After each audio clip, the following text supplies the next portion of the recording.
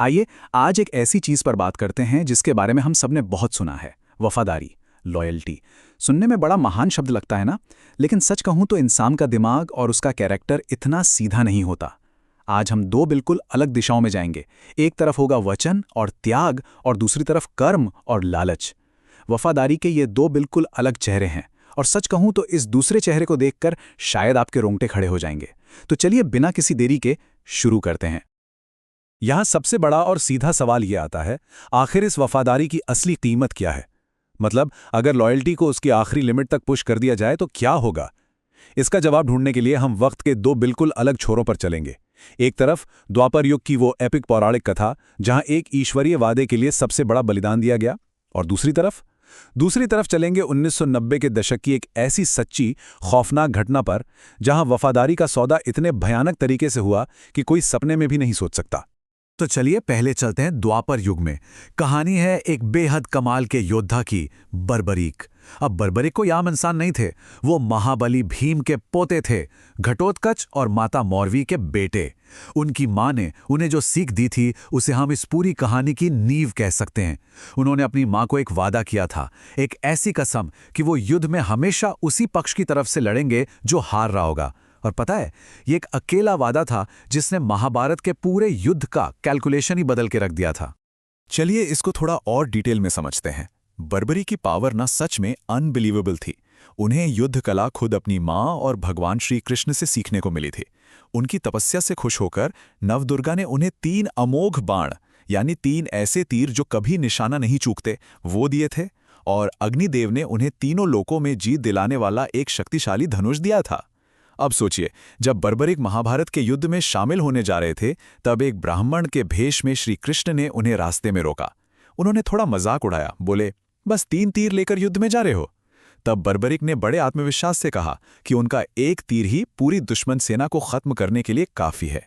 इस बात को टेस्ट करने के लिए कृष्ण ने उन्हें एक चैलेंज दिया। उन्होंने कहा कि सामने वाले पीपल के पेड़ के सारे पत्तों को एक ही तीर से बेध कर दिखाओ। बर्बरिक ने तीर चलाया और पलक झपकते ही सारे पत्ते बिंद गए। लेकिन रुकिए, एक पत्ता श्री कृष्ण ने चुपके से अपने पैर के नीचे दबा लिया था। तो पता है क्या हुआ? वो तीर आकर कृष्ण के पैर के चारों तरफ चक्कर लगाने लगा। ये देखकर कृष्ण तुरंत समझ गए कि बर्बरिक की शक्ति सच में किसी भी कल्पना से परे है। अब यहां आकर कहानी में एक बहुत बड़ा ट्विस्ट आता है। श्री कृष्ण को यह बात बहुत अच्छे से पता थी कि अगर बर्बरीक ने हारते हुए पक्ष यानी कौरवों का साथ दे दिया तो पूरे ब्रह्मांड का विनाश पक्का है। इसलिए ब्राह्मण के रूप में खड़े श्री कृष्ण ने बर्बरीक से एक दान मांगने की इच्छा जताई। वीर बर्बरीक ने बिना सोचे तुरंत वचन दे दिया, और तब कृष्ण मांगा शीश दान, यानी बर्बरीक का सिर। एक पल के लिए बर्बरीक भी हैरान रह गए। उन्होंने उस ब्राह्मण से अपना असली रूप दिखाने को कहा। तब श्री कृष्ण अपने वास्तविक रूप में आए और उन्होंने बताया कि महाभारत का युद्ध शुरू होने से पहले उस रणभूमि को पवित्र करने के लिए तीनों लोकों के श्रेष्ठ क्षत्रिय के शीश की बलि देनी होगी, और वो क्षत्रिय कोई और नहीं, बर्बरीक ही थे। तो यहाँ सबसे अहम बात यह है कि इतना बड़ा बलिदान मांगने के बाद भी बर्बरीक अपने वचन से 1 इंच भी पीछे नहीं हटे। इसे ही असल में शीशदान कहते हैं। एक पवित्र वादे के लिए बिना किसी स्वार्थ के अपने ही प्राणों की आहुति दे देना।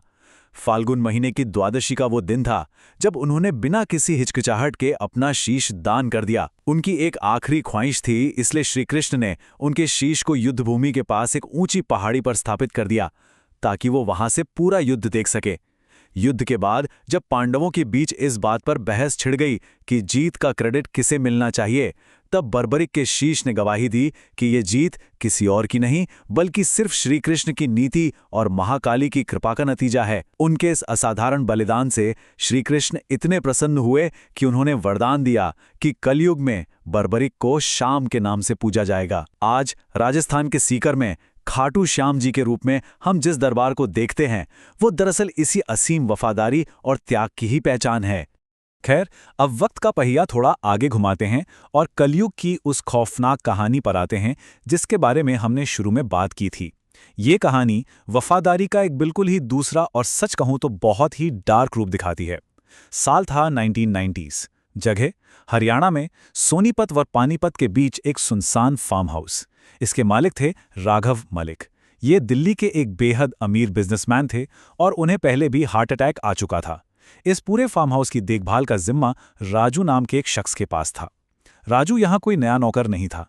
वो पिछले 10 सालों से, जब वो महज 20 साल का था, तब से इस जगह का एक बहुत ही वफादार केयरटेकर था। ऊपर से देखने पर ना सब कुछ बहुत ही शांत और नॉर्मल लग रहा था, लेकिन अंदर ही अंदर कुछ और ही पक रहा था।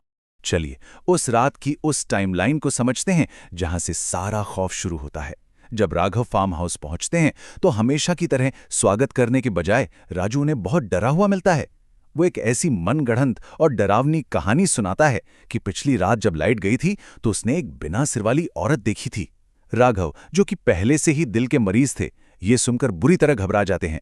रात के ठीक 9 बजे जैसे ही शेड्यूल के हिसाब से लाइट जाती है, असली खेल शुरू होता है। अंधेरे में राघव को खिड़कियों के कांच टूटने की आवाजें आने लगती हैं। किसी के जोर जोर से हंसने की भयानक गूंज सुनाई देती है। घबराकर जब वो अपनी गाड़ी निकालकर भागने की कोशिश करते हैं तो पता चलता है कि गाड़ी की चाबी ही गायब है। उन्हें लगने लगता है कि बस अब कोई भूत प्रेत उनकी जान ले लेगा। लेकिन रात के 2:50 पर कहानी में एक ऐसा मोड़ आता है जो किसी को भी हिलाकर रख दे।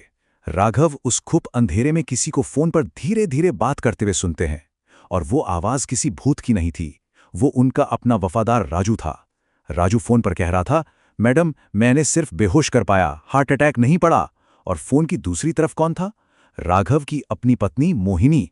पता है, वो 10 साल की वफादारी, वो सब सिर्फ एक दिखावा था। मोहिनी और राजू ने मिलकर इस पूरे भूतियापन का जाल बुना था ताकि हार्ट पेशेंट राघव की डर के मारे मौत हो जाए और किसी को शक भी ना हो। और इस खौफनाक साजिश की कीमत क्या तय हुई थी? फार्म हाउस का सिर्फ 5% हिस्सा।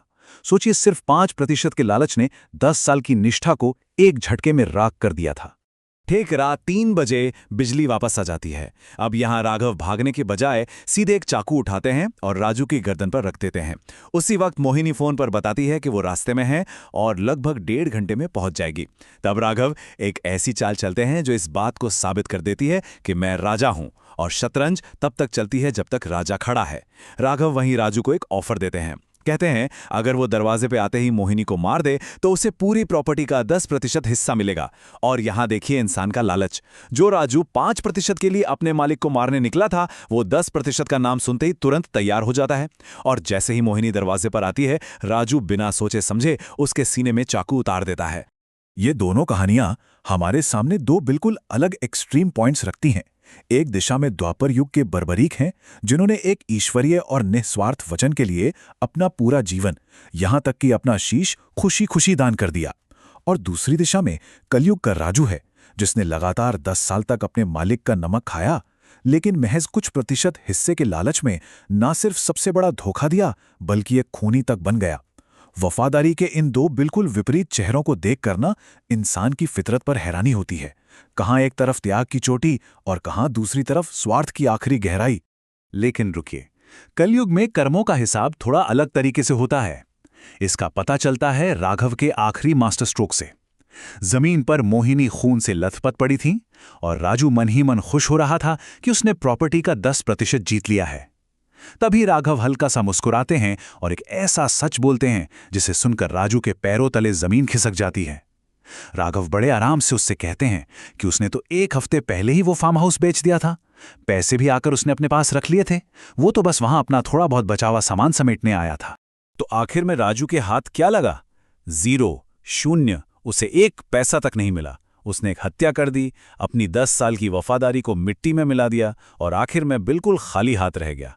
बाद में पुलिस इन्वेस्टिगेशन हुई और दुनिया ने यही माना कि राजू और मोहिनी के बीच शायद कोई गलत संबंध थे, जिसके चलते किसी विवाद में राजू ने उसे मार दिया। अपराध बोध और इस पूरी बदनामी के बोझ तले दबकर राजू ने आत्महत्या कर ली, खुद अपनी जान ले ली। और दूसरी तरफ राघव, वो बिना किसी को सच बताए बिल्कुल आराम से अपनी जिंदगी में आगे निकल गया। इस घटना ने यह साबित कर दिया कि जब लालच इंसान के दिमाग पर हावी होता है ना, तो वो उसे हर तरफ से पूरी तरह तबाह कर देता है। इस पूरे विश्लेषण के आखिर में हमारे सामने एक बहुत बड़ा चुपता हुआ सवाल खड़ा रह जाता है। आज के इस कलयुग में वफादारी का कौन सा रास्ता चुना जाएगा? कर्मों का हिसाब तो दोनों ही युगों में होता है। बर्बरिक ने त्याग किया तो सदियों बाद आज भी उन्हें पूजा जा रहा है। राजू ने लालच किया तो उसका वजूद ही मिट गया। सच कहूं तो लालच बिल्कुल शक्कर की तरह होता है। इसे लिमिट में और कंट्रोल में रखा जाए तो ठीक है, लेकिन अगर ये बेकाबू हो जाए तो अंदर ही अंदर इंसान को खा जाता है, तबाही लाता है। इन दोनों कहानियों पर गौर करने के बाद हम सबको ये सोचना चाहिए कि आज के वक्त में वचनों और वफादारी की असली कीमत आखिर क्या रह गई है। क्या वफादारी आज भी एक पहाड़ की तरह अडिग है या फिर चंद रुपयों के लिए नीलाम होने को तैयार है? इसी सोच में डाल देने वाले सवाल के साथ आज का ये सफर यहीं खत्म करते हैं। हम उम्मीद करते हैं कि आपको कुछ नया सोचने का मौका मिला होगा। ज्ञान और विश्लेषण के ऐसे ही किसी और गहरे विषय के साथ जल्दी मिलेंगे।